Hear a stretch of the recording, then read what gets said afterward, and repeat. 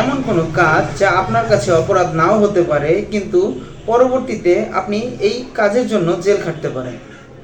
জানতে হলে শুনতে হবে। অ্যাডভোকেট আকাশ, বাংলাদেশ সুপ্রিম কোর্ট।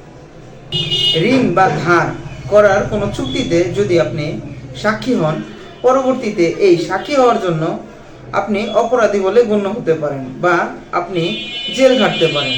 বাল্যবিবাহে যদি আপনি কোনো সাক্ষী হন, সেক্ষেত্রে ওই সাক্ষী হওয়ার জন্য আপনি পরবর্তীতে জেল খাটতে পারেন।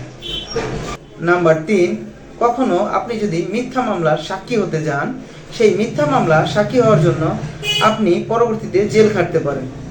নাম্বার 4, যদি কখনো আপনি জাল দলিলে সাক্ষ্য প্রদান করেন বা সাক্ষী হন, এই সাক্ষ্য প্রদান বা সাক্ষী হওয়ার জন্য আপনি জেল খাটতে পারেন। নাম্বার 5, যদি কোনো কোম্পানিতে আপনি মূল জাতীয় পরিচয়পত্র বা মূল সার্টিফিকেট প্রদান করেন চাকরির ক্ষেত্রে, এই চাকরির ক্ষেত্রে মূল সার্টিফিকেট বা মূল জাতীয় পরিচয়পত্র প্রদান করার জন্য আপনি জেল খাটতে পারেন। নাম্বার 6, কখনো 300 টাকার স্ট্যাম্পে আপনি না জেনে বুঝেই যদি সাক্ষ্য প্রদান করেন বা কোনো চুক্তি করেন, সেক্ষেত্রে পরবর্তীতে এতে কোনো সমস্যা হলে আপনি জেল খাটতে পারেন।